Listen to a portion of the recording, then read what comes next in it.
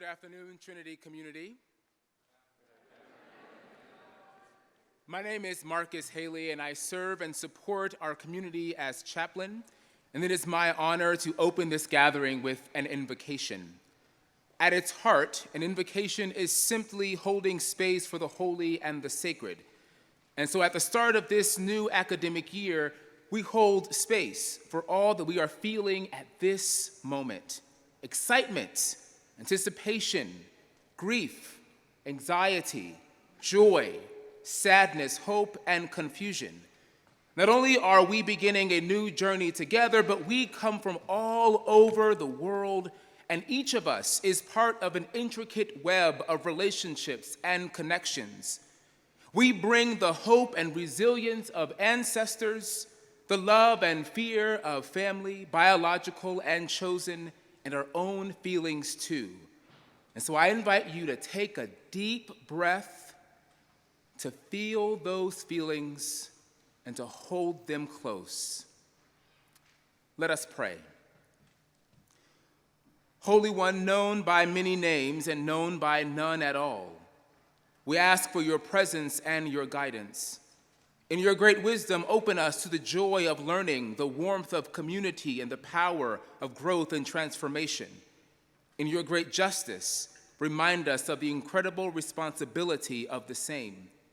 And in your great love, bind us in ties of mutuality, that we might discover ourselves and one another anew as we undertake this new journey together.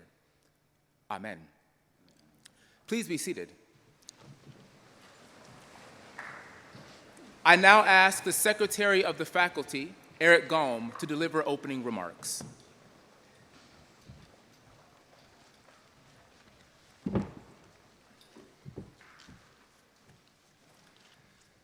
Welcome to the students, parents, families, and friends of the class of 2027. On behalf of the faculty at Trinity College, we are excited to meet you, and we are looking forward to working with you. As you begin this journey, we want you to take advantage of everything that Trinity has to offer. This is a great opportunity for you to explore new directions, areas of study, and informal clubs and activities. Right now, your mission, should you choose to accept it, is to dive in and absorb it all. Be sure to ask lots of questions, and as you think about areas you might want to pursue, seek out advice from everyone: your professors, other professors in those departments, students who are majors and minors, and administrative assistants who can direct you to the person who might best answer your questions. As you complete your first year, I challenge you to reflect on the things that you have really enjoyed here and identify those specifics that help to make the college experience you were looking for. Also, be sure to look at the things that you were anticipating that didn't materialize. Here's where you have a chance to take ownership of your experience at Trinity. If you feel like there's something missing, get some friends together and make it happen over the next few years. Many of the clubs and groups that currently exist were started by your predecessors.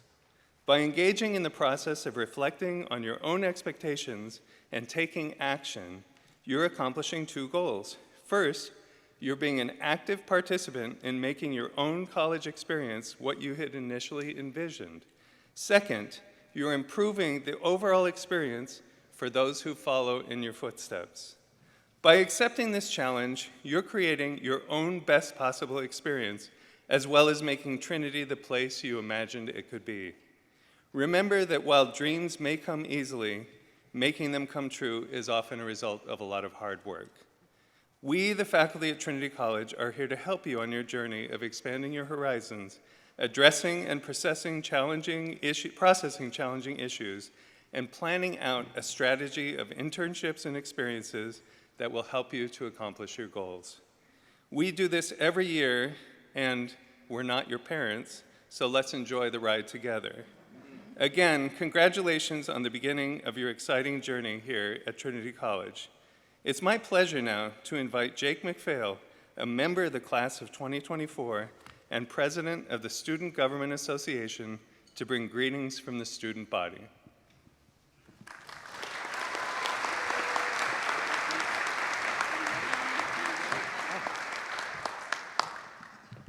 Good afternoon, everyone, fellow students, faculty, family, and friends.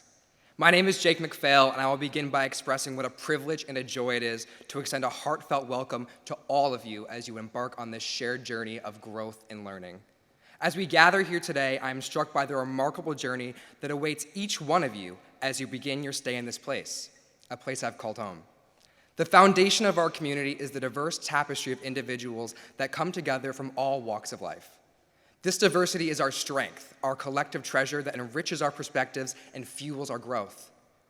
It's not just about existing side by side, it's the active embrace of our differences that makes us truly flourish. What sets Trinity apart is not just the academic excellence we strive for, but the sense of belonging we foster. It's the network of support that defines us, a network that transcends classmates, mentors, professors, staff, into family. This network is a constant reminder that we're never alone on this journey. I think to moments when I find myself grappling with challenges, academic, personal, or otherwise. In those moments, it's the outstretched hands, the listening ears, and the unwavering encouragement from this community that allows me to rise above. It will be this community that allows you all to do the same. Our success as individuals is inextricably linked to our ability to contribute to this community, to an active participant in building the strong network of support that defines Trinity. Every interaction, every conversation, every moment of understanding adds to the fabric of this community. And just as we embrace that helping hand or that listening ear, we must also be that for others. That is what makes community. The challenges we face serve as opportunities for growth. They remind us of our shared humanity, that we are all navigating uncharted waters at times. And facing these challenges together, we form bonds that transcend the classroom, the campus, and even time itself. It is in these moments I have found some of my closest friends. Today, as you step onto that path that lies ahead, remember that you are not alone. The journey might seem daunting, but it's the shared experiences, the friendship, and the collective wisdom of this community that will carry you through. So, let us embrace this journey with open hearts and open minds. Let us celebrate our differences, nurture our connections, and contribute to the network of support that defines us. Together, we are Trinity College, a diverse tapestry of individuals united by a common purpose. Thank you, and welcome to Trinity College.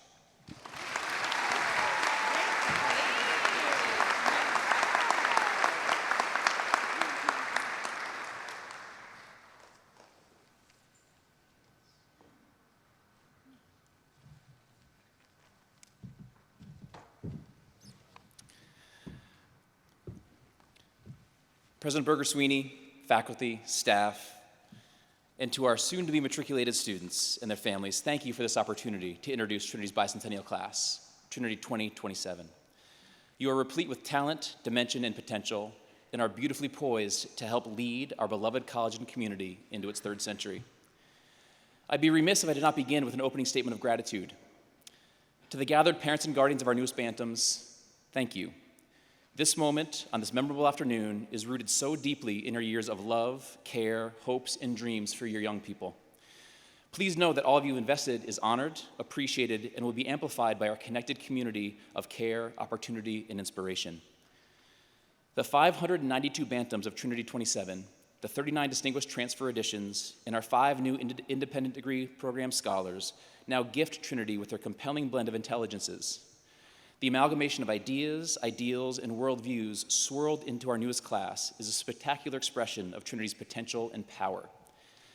So, newest flock of Bantams, who are you? Where are you from? And what's your deal? Let's begin with your names. From Anya, 3 A's, to Zoha, your first names span the alphabet. The 634 of you have 438 distinct monikers, but 22 of you share our two most popular. To the parents, guardians of our 12 Johns and 10 Emmas, originality was not the driver of your naming strategy amongst your parents. But it might have been for those who bestowed Dayana, Esmatula, and Varvana on their bundle of Bantam. And as you step into your Trinity future, you can take great comfort knowing that you're doing so with a grace, a joy, an honor, a haven, and a princess as your classmates. In addition to your newly grasped Trinity identity, there is so much that draws you together. As proof, I present to you January 6th, 2005. It was a big day for Trinity 27. Parker, a three-sport varsity athlete and National Honor Society mentor from Rochester, Michigan. Anna, a small business-owning artist and snowboarder from South Windsor, Connecticut. Devin, a student body vice president and cross-country captain from Haiku, Hawaii. Luca, a Romanian-speaking tennis star from Holland Landing, Ontario. And Connor, a service-minded baseball captain and donut finisher from Pittsfield, Mass. And Ben, a rower, baker, and biker from Oakland, California. The six of you joined humanity on the very same day, 6,805 days ago, on January 6, 2005. And because you were wondering, only one in Trinity 2027 calls today, August 25th, their birthday. So Phoebe, a surfing, tennis, and squash captain who plays soccer and designs interiors, you're 18 today. Shall we make this a memorable one? Do we want to sing for Phoebe? Yeah, we do? I'm not going to make you stand, but are we ready? So Phoebe, 18 today. Happy birthday to you. Happy birthday to you. Happy birthday, dear Phoebe. Happy birthday to you. Yes, here we go. Here we go.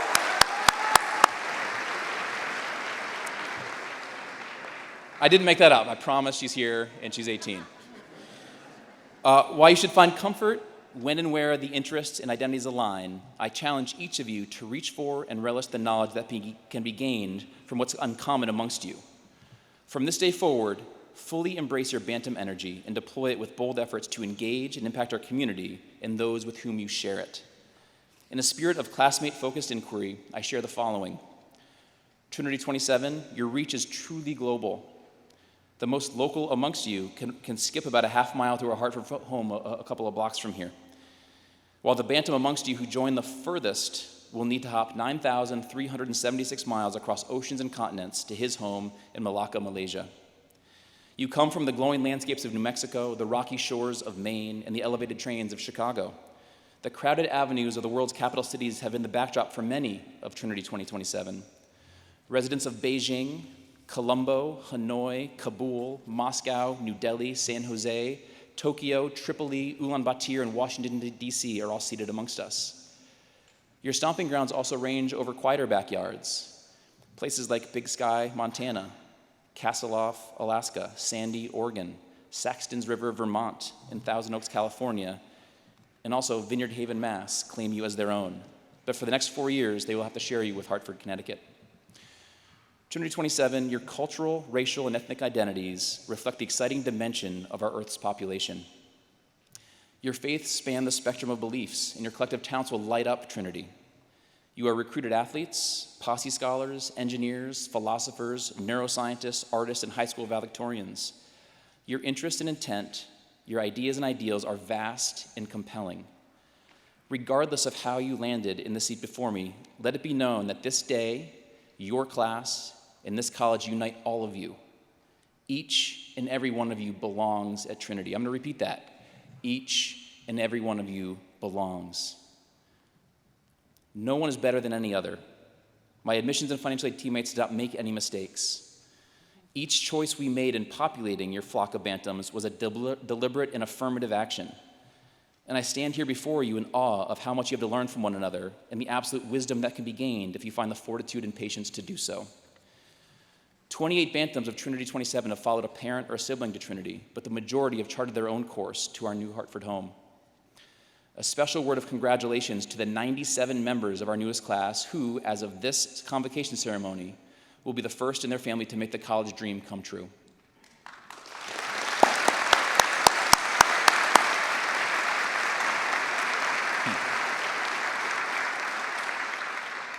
Trinity 27, use your collective dynamism as fuel to think deeply, learn actively, and to gain a keen sense of why your education matters in the world.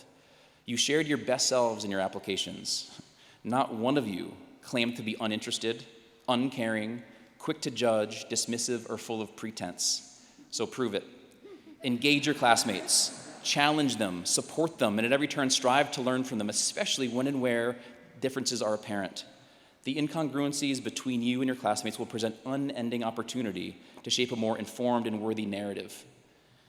Find what's and who's comfortable, but be bold and push beyond the easy, the obvious, and the comfortable. You'll be well served when your education gets uncomfortable and your mind and heart open and remain open to different perspectives and new possibilities.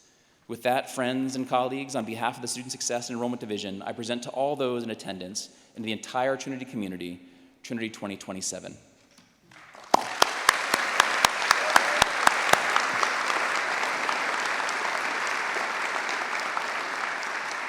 It is now my distinct honor to introduce our president, Trinity's 22nd, Dr. Joanne Berger-Sweeney.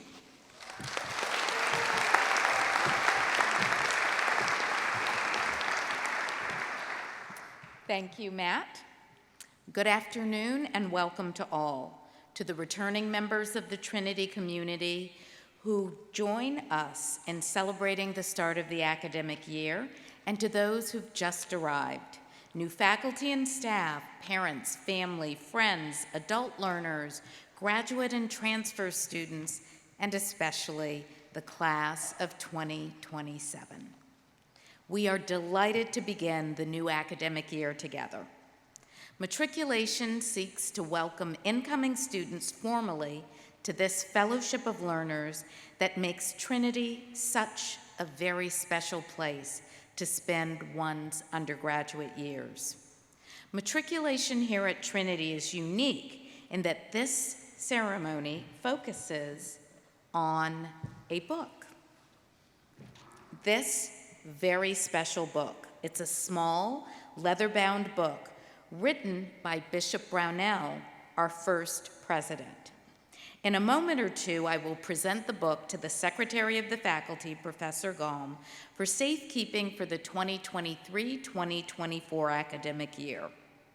Bishop Brownell's book symbolizes the academic commitment of this college. Each year at commencement, the Secretary of the Faculty returns Bishop Brownell's book to the president of the college, who then places it into the hands of each Trinity student receiving a degree. In this sense, it is a link with every other graduate of the college. Upon your own commencement, you will be joined with thousands of distinguished predecessors who, like you, have been fortunate to study in this place. The tradition began in 1827 with the first graduating class, when Bishop Brownell wanted students to touch the Bible while receiving their diplomas. At that first ceremony, right in the middle of the ceremony, the bishop discovered he had somehow mistakenly forgotten to bring a Bible. Oh well. The only other book at the podium was the one in which he had handwritten the order of the exercises. Without missing a beat, Trinity's first president simply used this book, as have all Trinity presidents ever since. Professor Gaum, please join me. It is my privilege to present to you and to the faculty of this college this book, in full confidence that the faculty will continue to offer a liberal arts education to all undergraduate students. This honored book has been touched by each individual who has received a degree from this college. I now place it in your hands for safekeeping for the 2023-2024 academic year and ask you to return it to me on commencement day. Madam President, I accept this book on behalf of my colleagues. We thank you for your trust.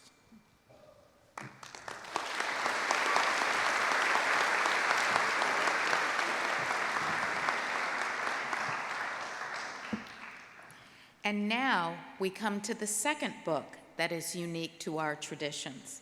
This is the matriculation book. It is the most recent in a series of volumes preserved in the college's archives since the founding of the college. All new students who are admitted as degree candidates are required to subscribe to an oath by signing their names in this book. Soon, each of you will sign the oath of matriculation, thus making a commitment to become active members of Trinity's community of learners. Your addition to this book will serve as a reminder to you and to all who are witnesses that you will approach your responsibilities with seriousness of purpose and with exemplary judgment. As a scholarly community, the college has a formal commitment through the curriculum it offers to transmit that which has proved to be significant and long-lasting. In this sense, matriculation symbolizes the commitment to preserve, to transmit, and to advance knowledge. For you who are students, it signifies both the opportunity to attend college and the responsibility to seek your own education in company with your fellow students and the faculty. It is my pleasure to invite Professor Gaum and Dean of the Faculty, Sonia Cardenas, to administer the oath of matriculation.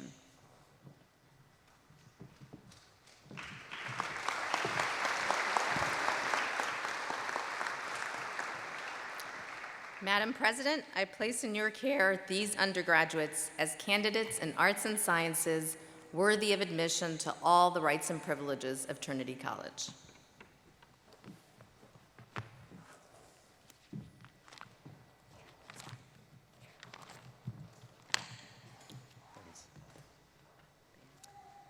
New students, please stand, raise your right hand, and repeat after me. Your right hand. Right? I promise to observe the statutes of Trinity College, to obey all its rules and regulations, and to discharge faithfully all scholastic duties required of me.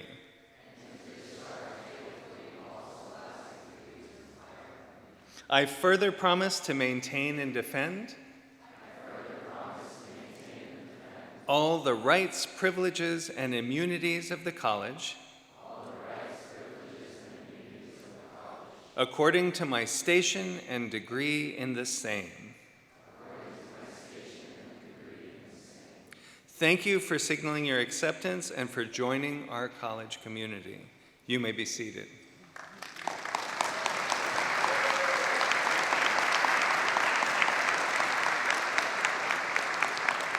Madam President, in testimony whereof, each undergraduate shall hereafter sign the Book of Matriculation.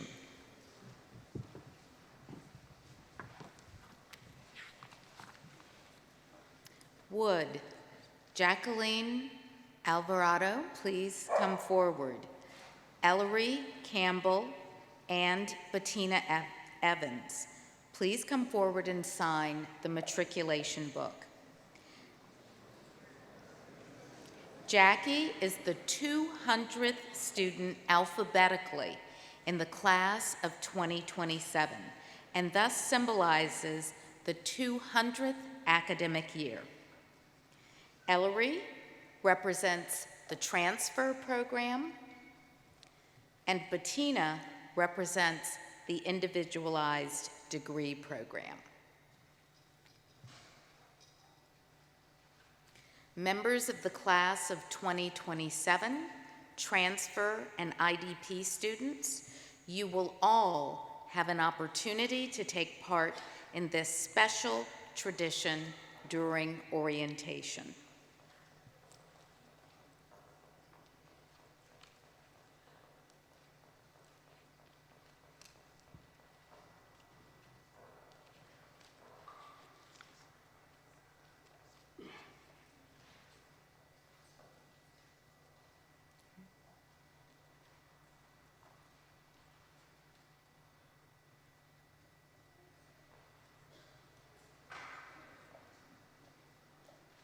Congratulations.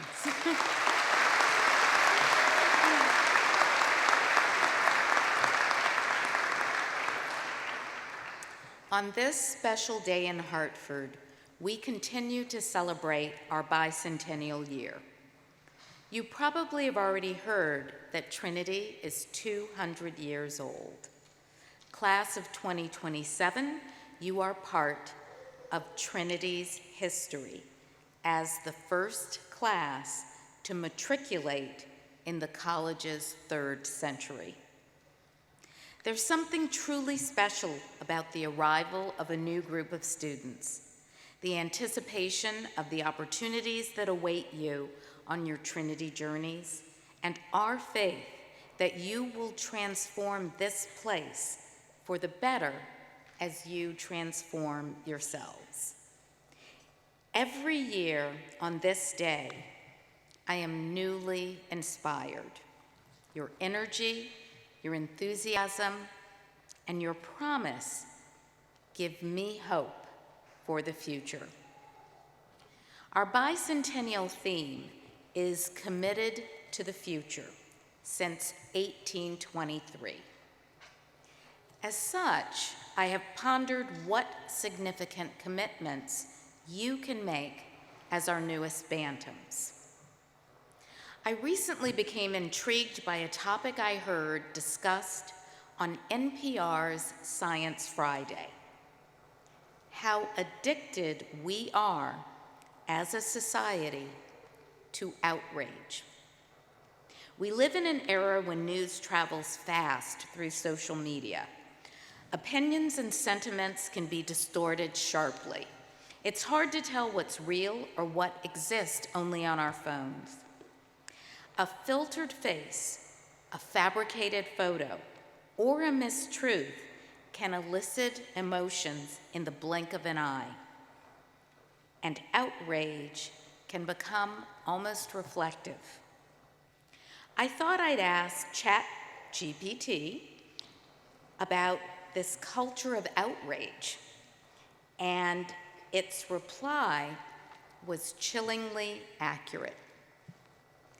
Outrage culture refers to a societal trend where people, often on social media, frequently express outrage or anger over various issues, events, or statements.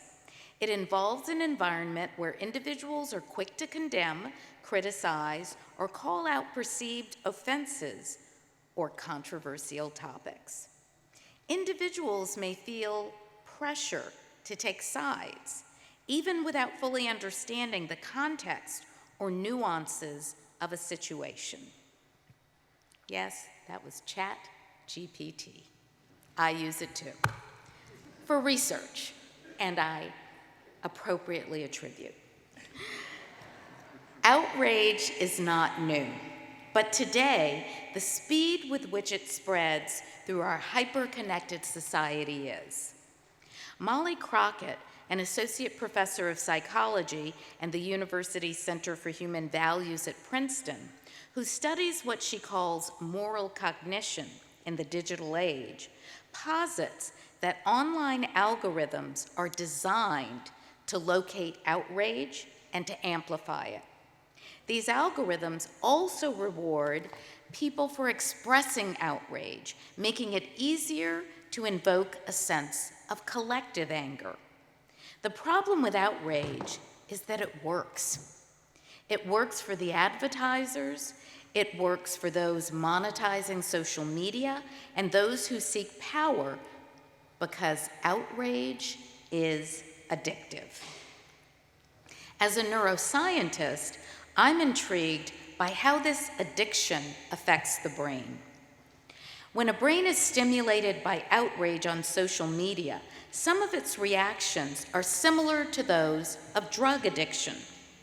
The neurochemical dopamine is released in the brain's reward centers, and stress hormones are released in response to outrage that's reinforced. In addition to outrage being addictive, stress hormones that are released in response to outrage actually can suppress some of our analytical ability and reasoning. In one scientific study, non-outraged individuals were provided reinforcements, or likes on social media for making comments that simulated outrage. Not surprisingly, these subjects tended to respond with more comments of outrage when positively reinforced.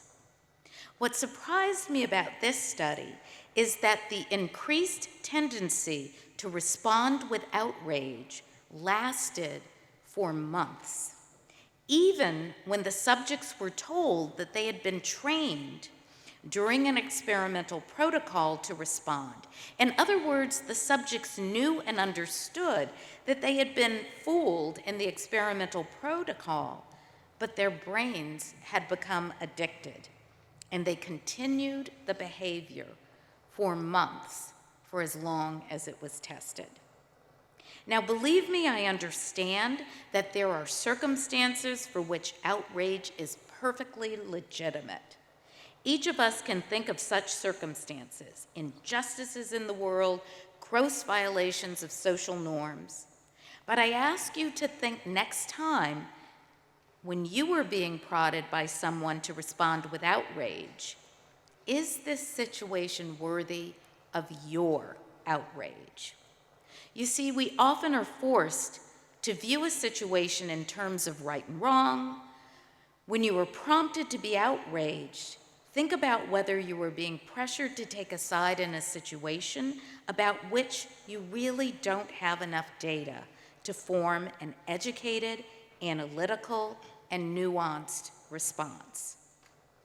Seeing truth requires us to look beyond black and white. Suspending snap judgments sometimes requires us to question what we see and hear. It requires inquiry, reflection, analysis, and discernment. My friends, these are the hallmarks of a liberal arts education.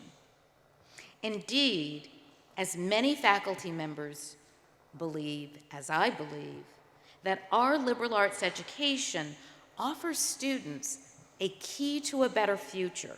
In other words, an antidote to outrage addiction. Now, during your time at Trinity, you will find that I usually base my remarks on a book that I've read recently.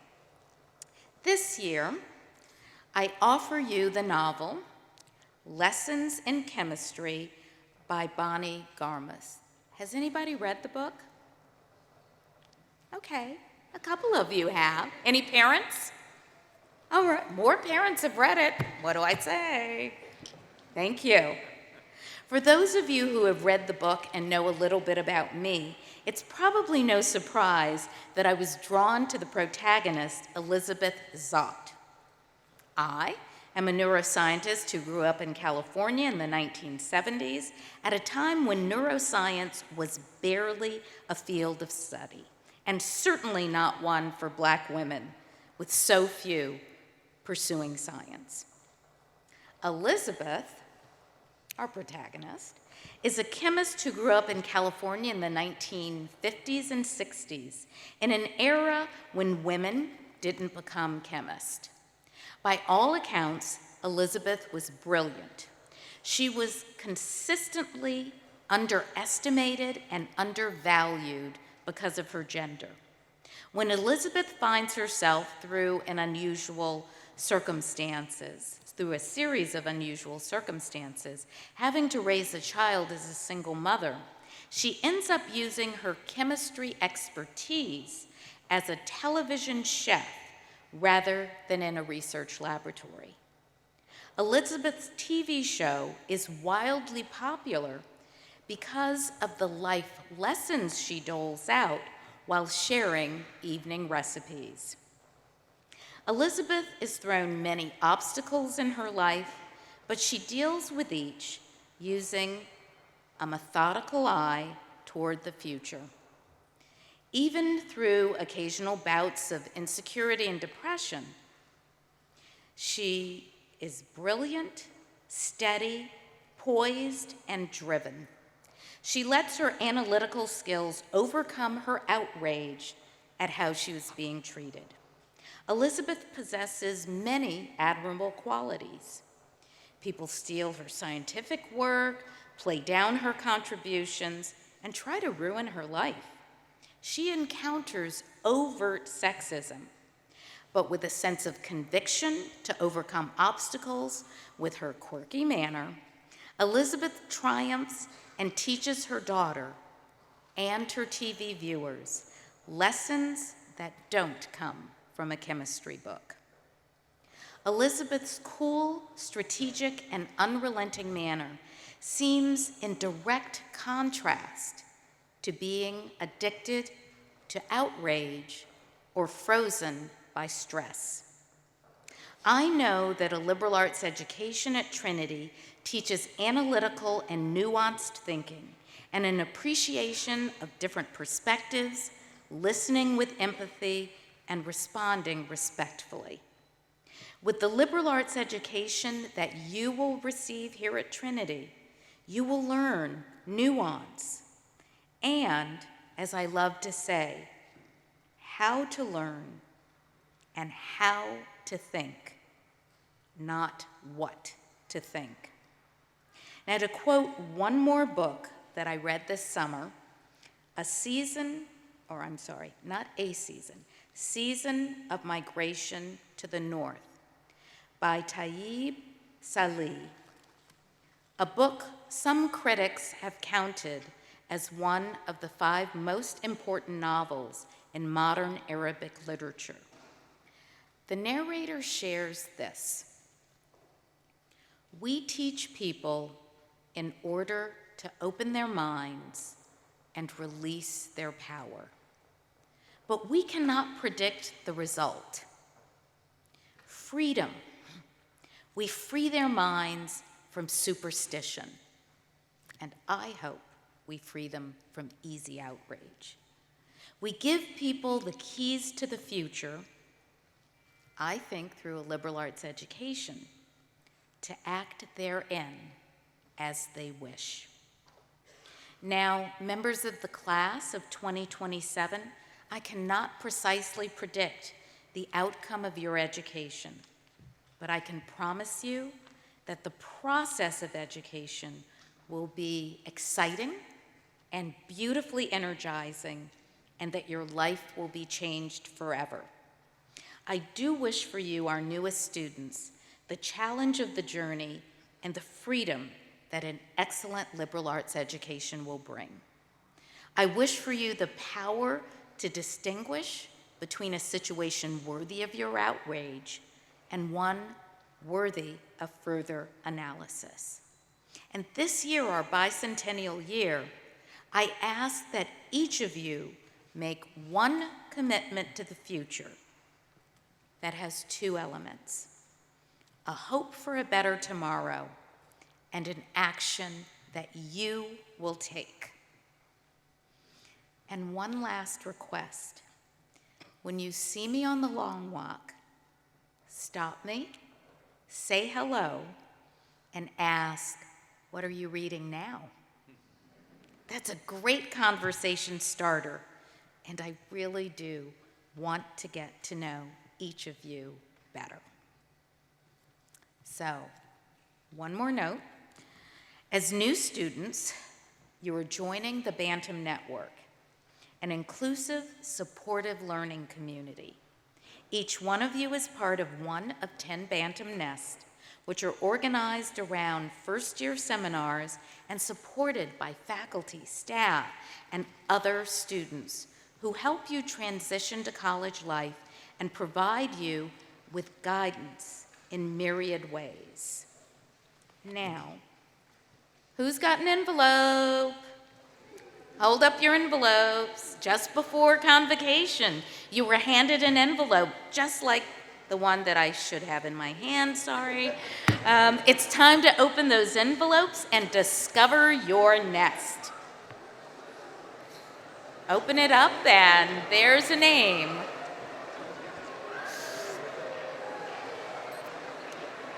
And see if you're in the same nest as the person next to you or not.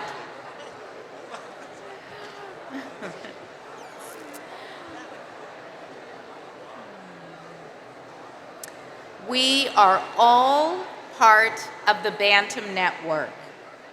As part of your welcome to the Trinity family, I want to introduce you to an individual who embodies what it means to be a part of this college community.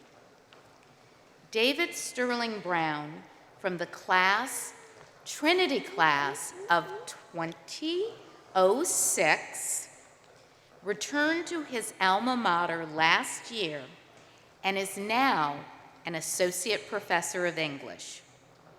David, I invite you to offer remarks from the perspective of a student, a member of the faculty, and a distinguished alumnus.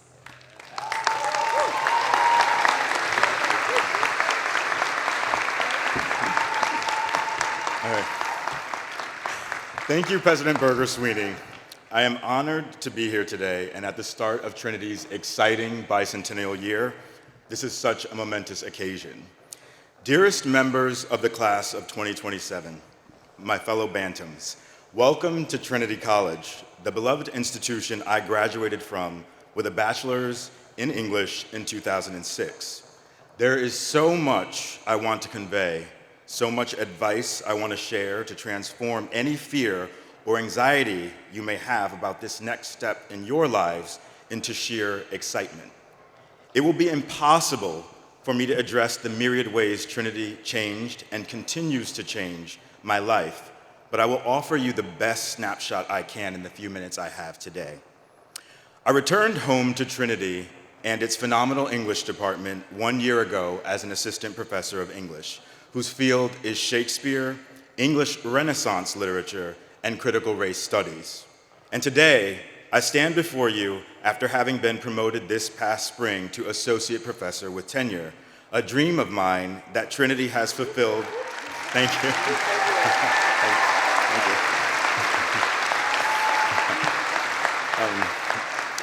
That's a dream of mine that Trinity has fulfilled in many ways, and you can feel free to ask me how one day, perhaps when we cross paths on the long walk, or if you see me in Peter B's when you're grabbing a coffee, or right after Convocation. I mentioned my new faculty status so you know I will be around during the school year and throughout your Trinity careers, should you need more guidance than I can offer today. So, a first word of advice: never hesitate to engage me or any of your professors in conversation about how you can thrive here. It is possible. You will succeed. Trinity College's importance in my life began 22 years ago in fall 2001 when I applied early decision, for Trinity was the place I knew without reservation I wanted to be. It was the only college I applied to. Yet, at the time, I did not think Trinity would choose me because while I had great grades, I had a very low SAT score, 940 to be exact.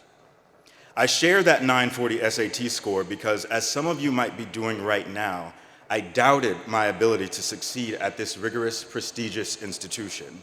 So, another word of advice: your future lies before you. You control the outcomes of your future here, not past test scores or past grades. This is a new slate. To quote the greatest Renaissance poet of our time, Beyonce, you all are U-N-I-Q-U-E,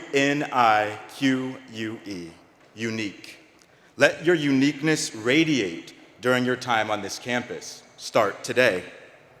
Trinity and Hartford are the places where I discovered and nourished my nascent scholarly self and my passion for literature, Shakespeare, sociology, teaching, activism, mentoring, and working hard. Don't get me wrong, I had my fair share of fun while I was a student, but I always returned to my core purpose for being here, especially when little alarm bells started ringing in my head, telling me to return to my foundational priorities, which were to be the best student, classmate, and English major I could be.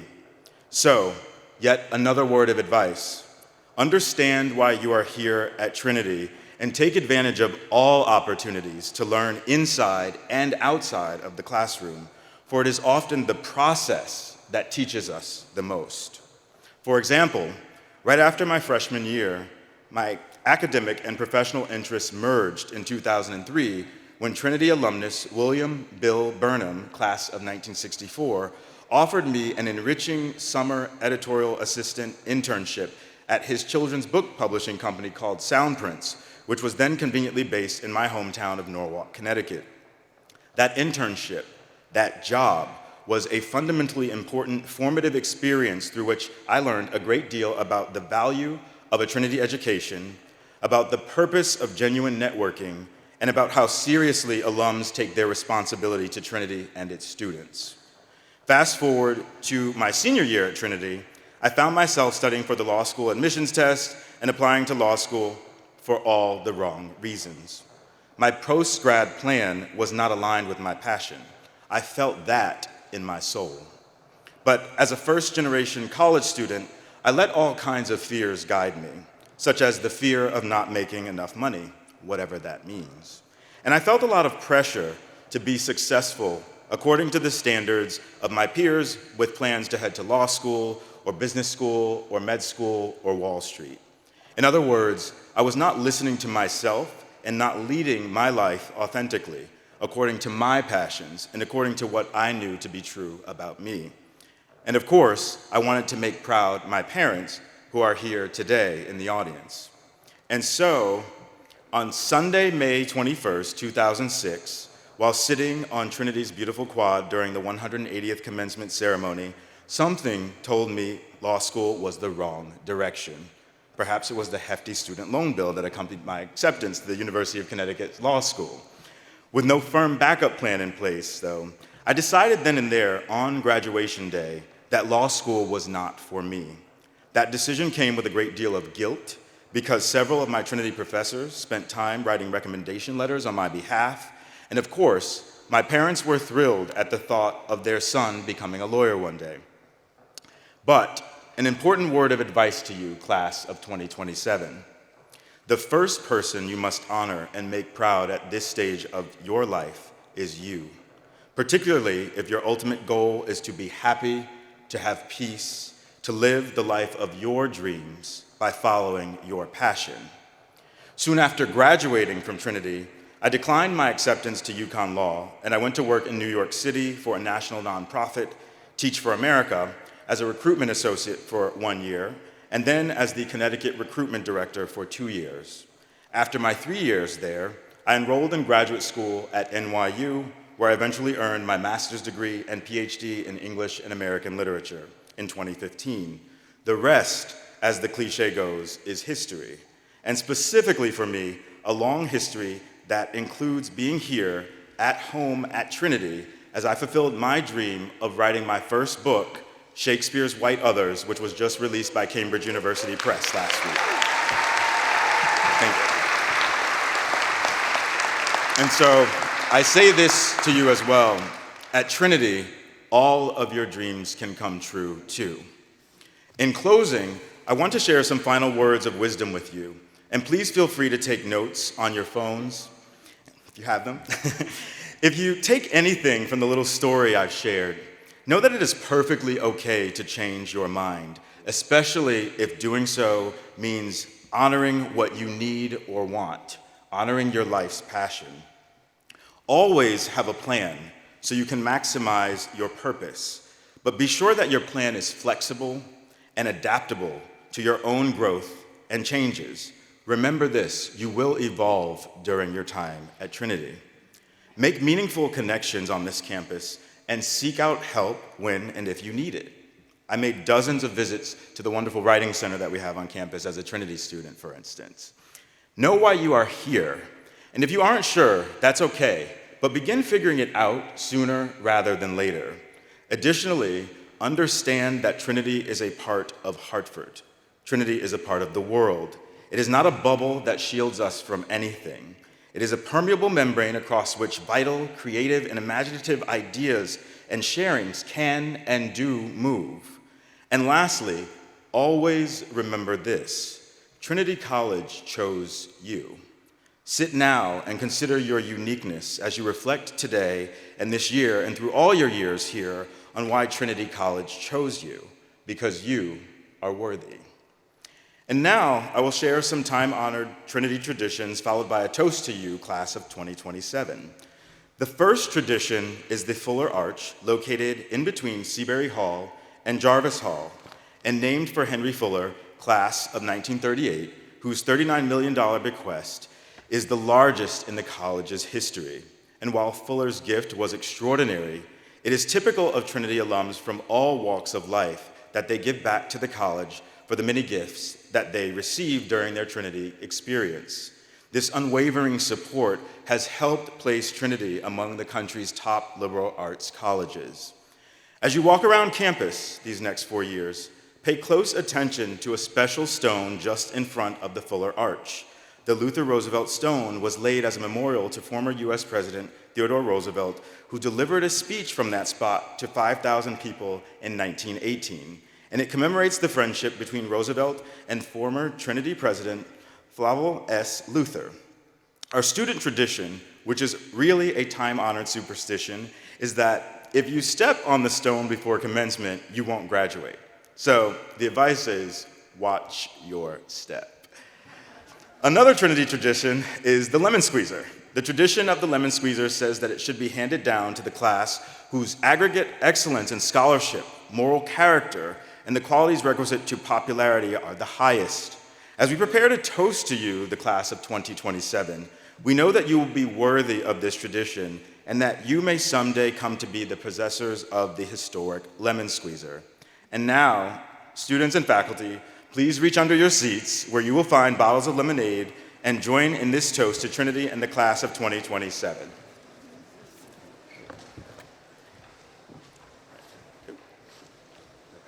Great speech. And you can take one of the lemons and you can Just with my hands. squeeze it with the squeezer, right? You gotta squeeze it. I know, just go for That it. way. Yeah, that's it.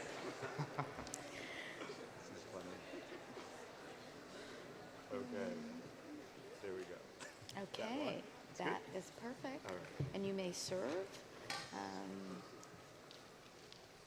And please serve yourself too.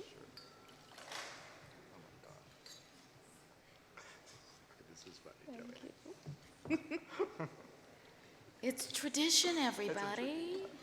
Here we go. So today we propose a toast to the class of 2027 and to all new students, as well as the college, not only for its extraordinary past, but also for its equally extraordinary future. May a similar group of scholars be assembled here neath the elms, which is what we say about Trinity, but I think you know literally we're not neath the elms today. We're inside in this lovely Koeppel Center. But many years from now, we think those scholars, eagerly anticipating the new year, may look back on our words and actions as examples of the best that Trinity can be. Here's to you, great class of 2027.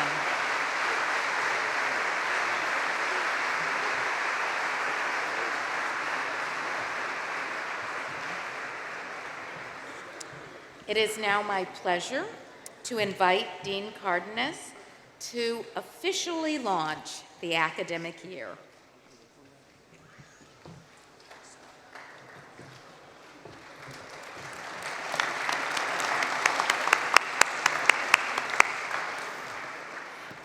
It is my duty and great privilege to declare that the 200th academic year of Trinity College is hereby officially underway.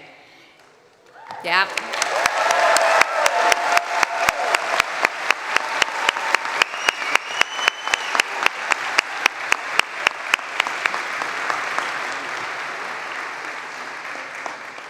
May each of you excel in your studies and be moved and transformed by the ideas and the intellectual passions you are about to encounter. Now please rise for our alma mater, Neath the Elms, played by Quiet City Brass, and afterward, Rabbi Rachel Powderman will deliver the benediction.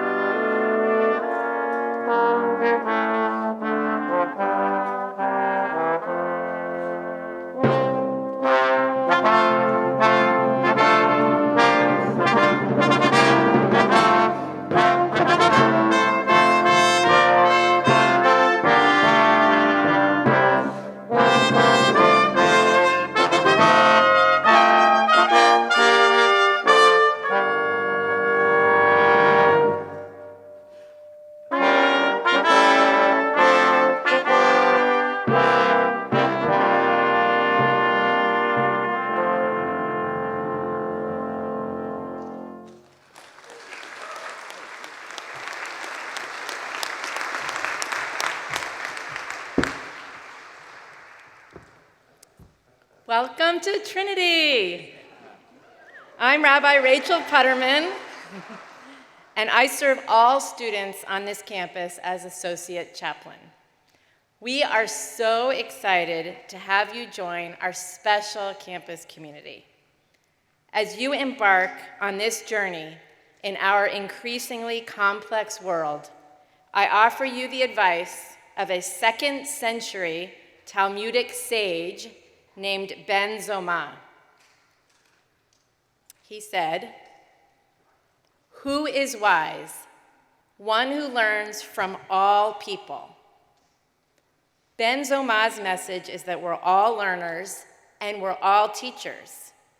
Here at Trinity, you will learn from your professors, of course, but also from your roommates, your classmates, teammates, friends, Trinity staff, and Hartford community members. Every interaction has the potential to teach you something, whether it takes place when you're waiting in line at the dining hall, which is going to be shorter now because it's been renovated, interviewing for a job, or attending a social event. This opportunity to expand your circle of human connections is one of the greatest gifts of a college education. And now just a short blessing. May you be blessed with many enriching chance encounters during your time at Trinity. And may these encounters help you to learn about yourself and the world around you. May you remain open to recognizing the teacher in yourself and in every person you meet. May this beginning of your college adventure be filled with joy, grace, curiosity, and compassion for yourselves and others. We can't wait to learn from you. Please remain standing until the platform party has made its way up the aisle.